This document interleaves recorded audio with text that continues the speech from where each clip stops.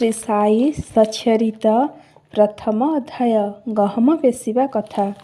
1910 ମସିହାରେ ଦିନେ ସକାଳେ ମୁଁ ସାଇବାବାଙ୍କ ଦର୍ଶନ ପାଇଁ ଦ୍ୱାରକାମାଇକୁ ଯାଇଥିଲି। ସେଠାରେ ବିଚିତ୍ର ଦୃଶ୍ୟ ଦେଖି ମୋର ଆଶ୍ଚର୍ଯ୍ୟର ସୀମା ରହିଲା ନାହିଁ। ଶ୍ରୀ ସାଇବାବା ମୁହଁ ହାତ ଧୋଇବା ପରେ ଚକି ପେଷିବାକୁ ଲାଗିଲେ। ଚଟାଣର ଏକ କପଡ଼ା ବିଛାଇଲେ ଏବଂ ତାହା ଉପରେ ଚକି ରଖିଲେ। ଏବେ କିଛି ଗହମ ପକାଇ ଚକି ପେଷିବା ଆରମ୍ଭ କଲେ। ମୁଁ ମନେ ମନେ ଭାବିଲି, ବାବା ଚକି ପେଷିବାର ଉଦ୍ଦେଶ୍ୟ କ'ଣ? ତାଙ୍କର ତ ପରିବାର ନାହିଁ ଓ ଭିକ୍ଷାବୃତ୍ତି ଦ୍ୱାରା ସେ ଜୀବନ ନିର୍ବାହ କରୁଛନ୍ତି।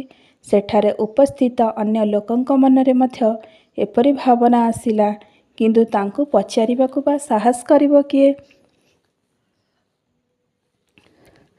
ବାବା ଚକି ପେଷିବା କଥା ବିଜୁଳି ବେଗରେ ସାରା ଗ୍ରାମରେ ପ୍ରଚାରିତ ହୋଇଗଲା ଏବଂ ତାଙ୍କର ଏହି ବିଚିତ୍ର ଲୀଳା ଦେଖିବା ପାଇଁ ଗ୍ରାମର ନରନାରୀ ମସଜିଦକୁ ଦୌଡ଼ି ଆସିଲେ।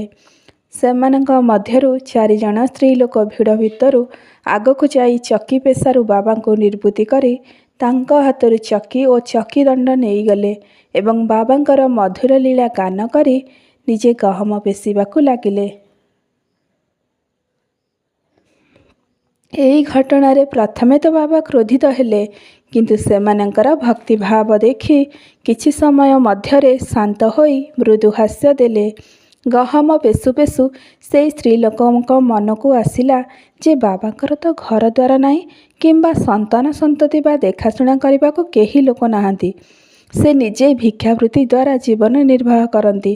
ତେଣୁ ତାଙ୍କ ପାଇଁ ଅଟାର ଆବଶ୍ୟକତା କ'ଣ?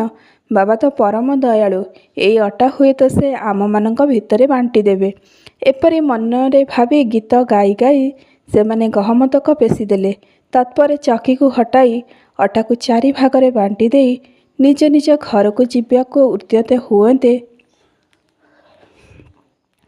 ସେ ପର୍ଯ୍ୟନ୍ତ ଶାନ୍ତ ମୁଦ୍ରାରେ ଥିବା ବାବା ହଠାତ୍ କ୍ରୋଧିତ ହୋଇ ଉଠି କହିଲେ, ତୁମର କ'ଣ ମତିଭ୍ରମ ହୋଇଗଲା? କାହାର ଜିନିଷ ଭାବି ନେଇଯିବାକୁ ବସିଛ? ଯାଅ, ସେହି ଅଟାକୁ ଗ୍ରାମ ସୀମାରେ ବିଞ୍ଚି ଦେଇ ଆସିବ। ଶିରିଡ଼ିର କିଛି ଗ୍ରାମବାସୀଙ୍କୁ ମୁଁ ପଚାରିଲି, ବାବା ଏବେ ଯାହା କଲେ ତା'ର ଉଦ୍ଦେଶ୍ୟ କ'ଣ? ଜଣେ ମୋତେ କହିଲେ, ଗାଁରେ ବିଷୁଚିକା ରୋଗ ବ୍ୟାପିଛି, ତା'ର ନିରାକରଣ ପାଇଁ ସମ୍ଭବତଃ ବାବା ଏହି କାର୍ଯ୍ୟ କରୁଛନ୍ତି।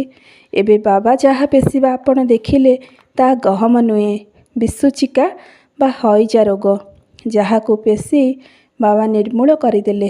ଏହି ଘଟଣା ପରେ ପ୍ରକୃତରେ ବିଷୁଚିକାର ସଂକ୍ରମଣ ଦୂର ହୋଇଗଲା ଏବଂ ଗ୍ରାମବାସୀ ସୁଖ ଓ ଶାନ୍ତିରେ ବାସ